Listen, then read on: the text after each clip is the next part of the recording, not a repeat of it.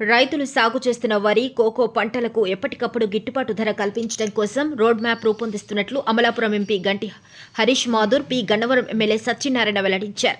అంబేద్కర్ కోనసీమ జిల్లా అంబాజీపేట వ్యవసాయ మార్కెట్ యార్డులో ఏపీ ఆయిల్పేట్ మేనేజర్ యు సుధాకర్ అధ్యక్షతన నాపెట్ ఆయిల్పేట్ సంయుక్త ఆధ్వర్యంలో కొబ్బరి కొనుగోలు కేంద్రాలని ఎంపీ హరీష్ మాథూర్, ఎమ్మెల్యే సత్యనారాయణ సంయుక్తంగా ప్రారంభించారు.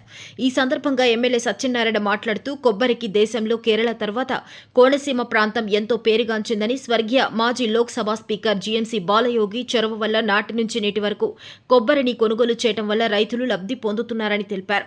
కొబ్బరి రైతులు విక్రయాల విషయంలో కొన్ని నాణ్యతా ప్రమాణాలు పాటించాలని సూచించారు.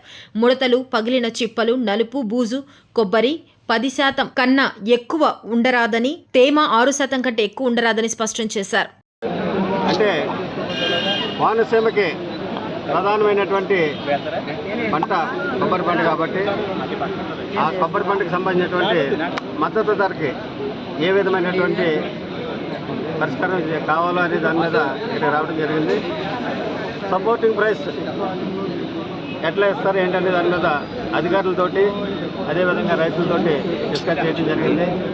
దాని గురించి మన ఎంపీ గారికి పూర్తి వివరాలన్నీ చెప్పడం జరిగింది. దాని మీద ఏ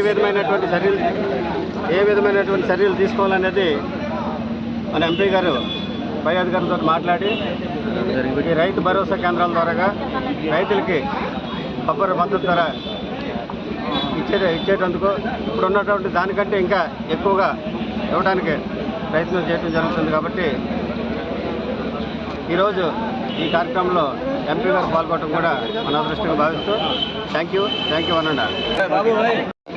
ఎన్నికల సమయంలోని కూడా మేమిద్దరం కూడా మాట్లాడినప్పుడు ఖచ్చితంగా కోకోనట్ రైతుల్ని మేము ఆదుకుంటామని కూడా తెలియచేయడం జరిగింది. ఈరోజు మీ అందరూ నాతో పాటు అలాగే పి గన్నవరం ఎమ్మెల్యే గారు